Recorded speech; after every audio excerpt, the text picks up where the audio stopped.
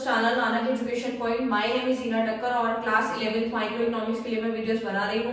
अगर आपने पिछली वीडियोस नहीं देखी तो स्टूडेंट जल्दी से जाके देख लेना। और नेक्स्ट टॉपिक स्टार्ट करते हैं। हमारा चैप्टर नंबर 6 कॉस्ट चल रहा था, उसका एक वीडियो अपलोड हो चुका है। उसके बाद का टॉपिक हम कंटिन्यू कर रहे हैं, ठीक है। तो हम समझ लेते हैं क्या है। शॉर्ट रन कॉस्ट को हम लोग पढ़ने से पहले हमें एक रूल याद रखना है, टीएम रूल, टैम यानी रूल याद रखना है। कॉपी में नोट डाउन कर लेना फटाफट से।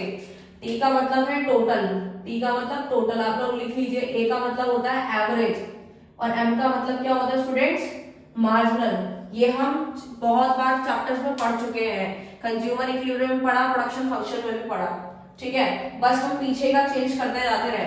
जैसे कि प्रोडक्शन फंक्शन में हमने क्या पढ़ा, total utility, average utility, marginal utility.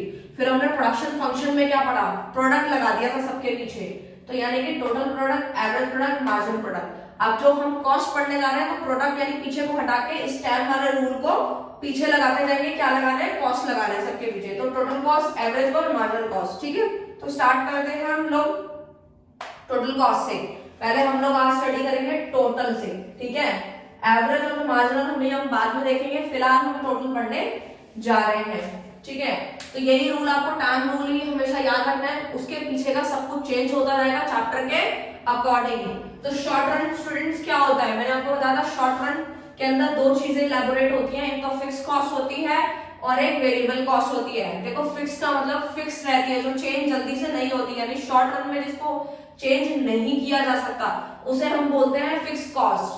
और ठीक है, वेरिएबल कॉस्ट वो वाली कॉस्ट होती है जिसे हम शॉर्ट रन में चेंज कर सकते हैं। तो उसी को फटाफट से पढ़ लेते हैं।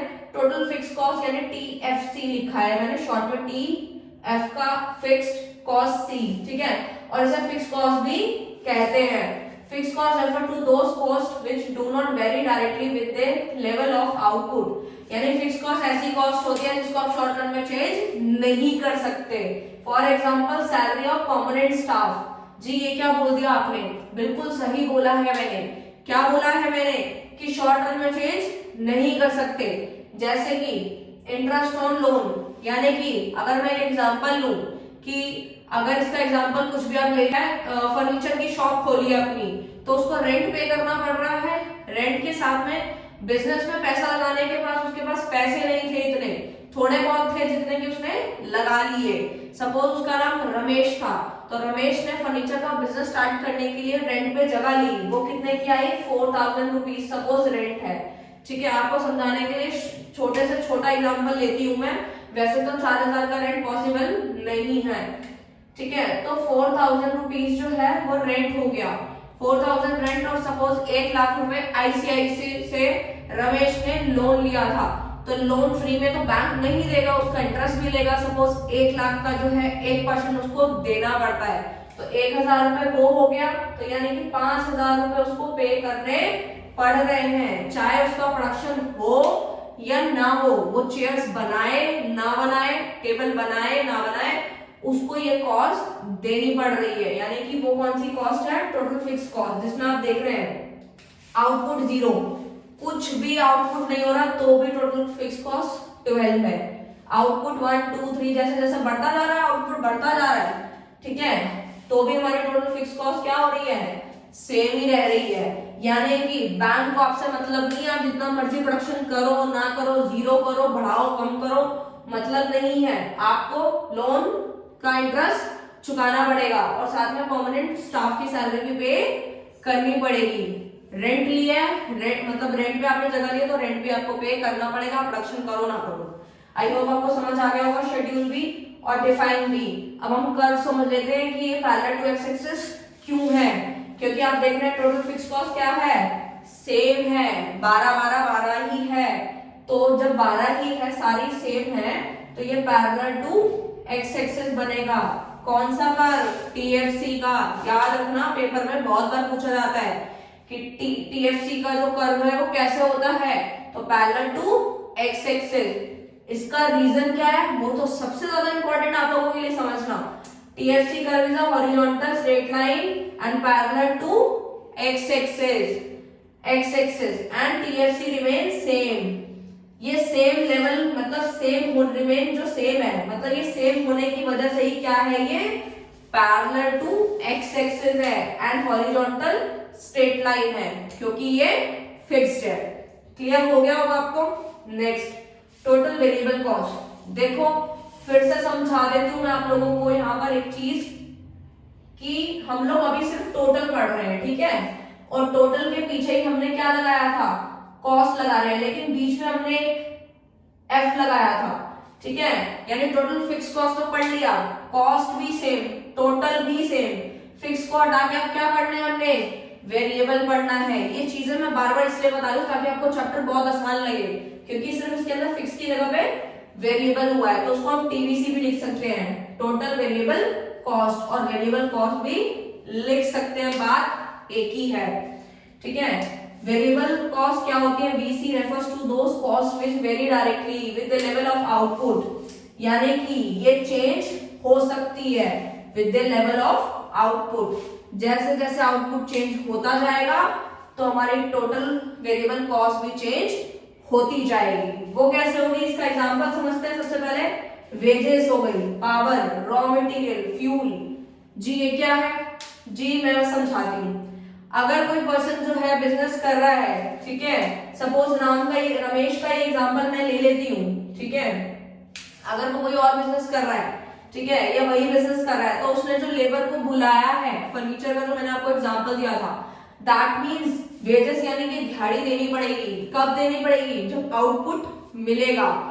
अगर मान लीजिए जीरो यूनिट आउटपुट है, यानी कि कुछ भी प्रोड्यूस नहीं कर रहे, तो वेरिएबल कॉस्ट भी कुछ नहीं आएगी, जीरो आएगी, क्योंकि जब प्रोडक्शन ही नहीं होगा तो ना तो मशीनरी चलेगी और ना ही कोई फ्यूल यूज होगा ज्यादा, ठीक है, और ना ही रॉ मटेरियल यूज होगा, और ना तो लेबर को वेजेस देनी पड़ेगी, क्योंकि मैं ये बात कर रही हूँ कैजुअल लेबर्स की, जो परमानेंट बेसिस पे हायर नहीं किए जाते हैं, ठीक है। तो total variable cost I hope आपको समझ आ गया होगा, ठीक है। तो अगर कुछ भी यूज नहीं हो रहा, कुछ प्रोडक्शन नहीं हो रहा, तो यूनिट वेरिएबल कॉस्ट भी जीरो। जैसे जैसे मैं आउटपुट बढ़ाती जाऊंगी, टोटल वेरिएबल कॉस्ट भी बढ़ती चली जाएगी, जिसकी वजह से मेरा जो कर्व है वो इनवर्सली एस शेप्ड का बनेगा। तो मैं आपको बता दूं, एस शेप्ड इसीलिए बनता है क्योंकि इसका रीजन है, जो कि आपको बहुत ज्यादा इंपॉर्टेंट है, लिख लेना, मैं फिर बता रही हूँ। एस शेप्ड काफी सारे बच्चे क्या करते हैं, रट के चले जाते हैं, नहीं, रट्टा मत लगाओ, लॉजिकल पढ़ो, ठीक है। Inversely S shaped initially increasing at decreasing rate and later is increasing at increasing rate. इसका मतलब क्या है स्टूडेंट, जब मैंने आपको प्रोडक्शन फंक्शन पढ़ाया था तो एक बात जरूर बोली थी कि लॉ ऑफ वेरिएबल प्रोपोर्शन बहुत ज्यादा इंपॉर्टेंट है एज अ प्रोड्यूसर को पढ़ने का। तो आप अच्छे से पढ़ लो, अगर वो नहीं वीडियो देखी तो प्लीज देख लेना, मैं आपको से रिक्वेस्ट करती हूँ, क्योंकि अगर आपने वो टॉपिक समझ लिया तो ही आपको ये इस चीज के पीछे का रीजन समझ आ पाएगा, ठीक है। तो इनवर्सली एस शेप्ड इसलिए होता है क्योंकि पहले ये जो है डिक्रीजिंग रेट से बढ़ता है, पहले ये डिक्रीजिंग रेट से बढ़ रहा है, पहले 4 रुपए हुआ, फिर उसके बाद 5 रुपए से बढ़ा, ठीक है, फिर बढ़ता चला गया, यानी कि टोटल, अगर मैं इसकी बात करूं टोटल वेरिएबल कॉस्ट की, तो इसमें देखना है पहले जो है डिक्रीजिंग रेट से बढ़ेगा, फिर उसके बाद कांस्टेंट होगा, फिर उसके बाद इंक्रीजिंग होते हुए सीधा ऊपर जो है चला जाएगा। तो आपको ये रूल जो है याद रखना है। एस शेप्ड का रीजन यही है, अगर कर्व जो हमारा एस शेप्ड का बन रहा है तो उसके पीछे रीजन यही होगा कि वो लॉ ऑफ वेरिएबल प्रोपोर्शन की वजह से ही हो रहा है। और वो कैसे होता है, पहले डिक्रीजिंग रेट से बढ़ेगा, आप लिख लीजिए, मैंने यहाँ पे लिखा हुआ ब्लू मार्कर से, पहले डिक्रीजिंग रेट से बढ़ेगा, फिर कांस्टेंट होगा, फिर इंक्रीजिंग रेट से बढ़ता चला जाएगा। एस शेप का रीजन क्या है, law of variable proportion. I hope आपको ये क्लियर हो गया होगा। नेक्स्ट टॉपिक फटाफट से ये वाला देखना, टोटल कॉस्ट क्या होता है। तो देखो टोटल कॉस्ट बहुत सिंपल है, टोटल कॉस्ट मतलब सारी कॉस्ट को जोड़ दो।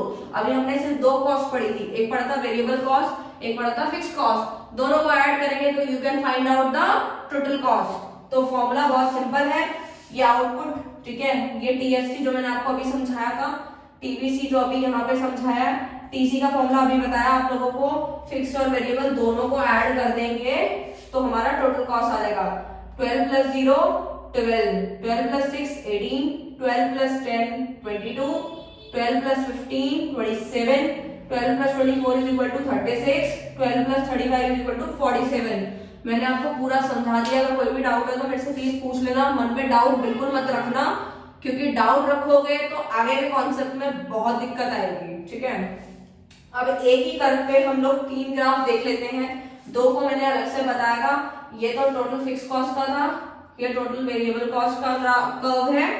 अब हम टोटल कॉस्ट का देख लेते हैं, वो भी कैसे बन रहा है, एस शेप्ड का बन रहा है। मैंने यहाँ लिखा है एस शेप्ड का रीजन क्या होता है, अभी बताया था। जल्दी से बताओ मेरे को कमेंट करके कि एस शेप्ड का रीजन क्या है, और मैंने आपको अभी बताया भी था, ठीक है, जब आपको वेरिएबल कॉस्ट समझाया था, क्योंकि वो भी क्या था, एस शेप्ड था। क्योंकि पहले ये डिक्रीजिंग रेट से बढ़ता है, फिर कांस्टेंट होता है, फिर इंक्रीजिंग होता है, यानी इंक्रीजिंग रेट से बढ़ता ही चला जाता है। तो टोटल कॉस्ट भी सेम एस शेप्ड का ही है। रीजन आप लोगों को कमेंट्स करना ही है, अभी बताया था, बहुत बार बता चुकी हूँ। आई होप आपको ये टॉपिक अच्छे से क्लियर हो गया होगा स्टूडेंट्स। नोट्स बनाते रहना, अच्छे से अच्छा करने की कोशिश करना, अच्छे मार्क्स लाना। फिर से यही कहना चाहूंगी कि शेड्यूल और कर्व बहुत इंपॉर्टेंट है हमारे माइक्रो इकोनॉमिक्स के लिए। अगर आप ये बनाएंगे, और जो जो मैं आपको करवा रही हूँ, बस आपको डिफाइन लिखनी होती है मेनली, और उसका शेड्यूल और कर्व आपकी प्रेजेंटेशन को बहुत अच्छा बनाते हैं। बस आप इतना कर लीजिए, माइक्रो के लिए आप बहुत अच्छा स्कोर करेंगे। ये चीज आजमा लेना और मुझे कमेंट जरूर करके बताना कि इससे आपको कितना इम्पैक्ट पड़ा है, ठीक है। All the best in future, thank you so much.